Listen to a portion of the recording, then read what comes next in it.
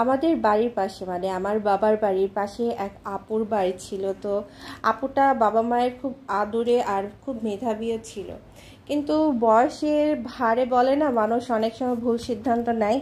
তো আপুর অবস্থাটাও ঠিক তেমনই হয়েছিল। আপু একটা ভুল সিদ্ধান্ত নিয়ে ফেলেছিল, তার জীবনের সব থেকে বড় সিদ্ধান্ত যেটা। আপু একটা ছেলেকে ভালোবেসে ফেলেছিল এবং বাবা মায়ের অমতে পালিয়ে যেয়ে বিয়েও করে ফেলেছিল।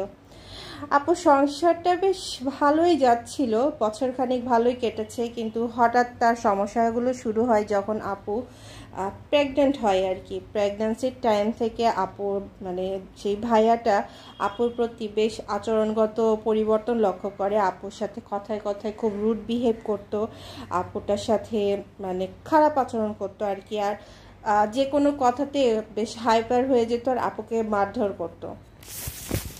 তো গর্ভাবস্থায় আপু বিষয়টাকে খুব মানে স্বাভাবিকভাবে নিতে পারতো না, সে খুব কান্নাকাটি করতো। আর আপুর তো কখনো কোনো রকমের যত্ন আত্তি নিত না। আর আপু সব কিছু না মুখ বুজে সহ্য করতো, কারণ সে নিরুপায়, তার মা বাবা তার সাথে কোনো প্রকারের সম্পর্ক রাখে না, কারণ আপু যে তাদেরকে কষ্ট দিয়ে ফেলেছে। আর বাবা মায়ের কষ্ট আসলে সন্তানদের বা বাবা মায়ের চোখের পানি অনেক সময় সন্তানদের লেগে যায়। বাবা মা হয়তো চায় না যে সন্তানকে অভিশাপ দিক, কিন্তু এই যে চোখের পানিটা বাবা মায়ের যে চোখের পানিটা ঝরে সেটা আসলে সন্তানদের উপরে মানে লেগে যায়। আর এগুলো হচ্ছে তার বড় প্রমাণ। যাই হোক, আপু অনেক কষ্ট সহ্য করেছে। আর সে ভাইয়াকে সবসময় বোঝানোর চেষ্টা করতো যে তার এখন যে পরিস্থিতি, সে এখন একটা সন্তানের বাবা হতে চলেছে, এই ধরনের ভুল যেন না করে।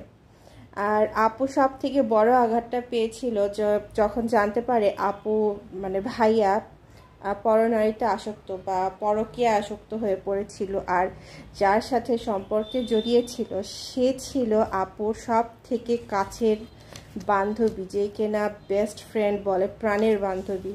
তো আপু এই বিষয়টা না একেবারেই মেনে নিতে পারে নাই, আর সেটাই সব থেকে বড় সমস্যা হয়ে দাঁড়ায়। তো আপুর মানে প্রেগন্যান্সির টাইম চলতেছিল, তারপরে এত বড় একটা ঘটনা তার সামনে চলে এসেছে।